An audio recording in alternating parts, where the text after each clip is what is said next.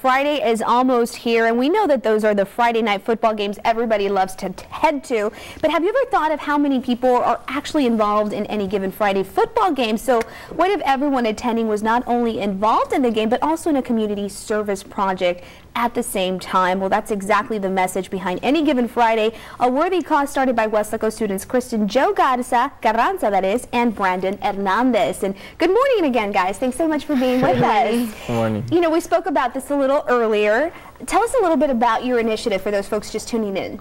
Well, what we're doing is we're having a community food drive to kind of bring the community together in this big year for Weslaco. It's the first year that the Panthers are going to play the Wildcats, so we're just kind of trying to keep everybody on the same page. You know, we're one community in the end. And what is really the message behind it? What do the people need to do in order to help out? They just need to bring cans as much as they can and out of the willing of their heart to help those that are really in need. And this, of course, all of the food collected will go to the food bank of the RGV. Right. Yes. Right? In a time when teens are thinking about Facebook, social media pages, and dances and movies, you guys are thinking about giving back to the community. What has been the response so far? The response has been really good, actually. We've invited the whole community as well as, you know, the elementary schools and the middle schools to help us out with this endeavor, and they've been really responsive. They've, you know, been doing their best to bring in as many cans and, you know, just encouraging their students to realize that there's bigger problems out there than this football game that's coming up. The rivalry between both, and of course that's going to be happening tomorrow at Bobby Lackey Stadium at 7 p.m.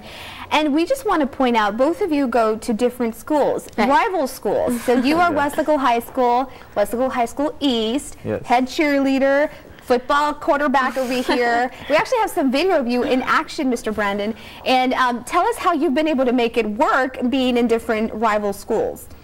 Well, I think we've just both kind of been able to put it aside, and I think that we both realize that although it is a big deal to our community right now, it's a huge thing for our community right now, that we're one Weslaco in the end, and I think that that's really what we're trying to get across with our project. Absolutely, and that's exactly the message you're trying to portray, right, because you want that the unity to come together, the community to come together, and bring you folks that, and there you go, Brandon, look at you going out there.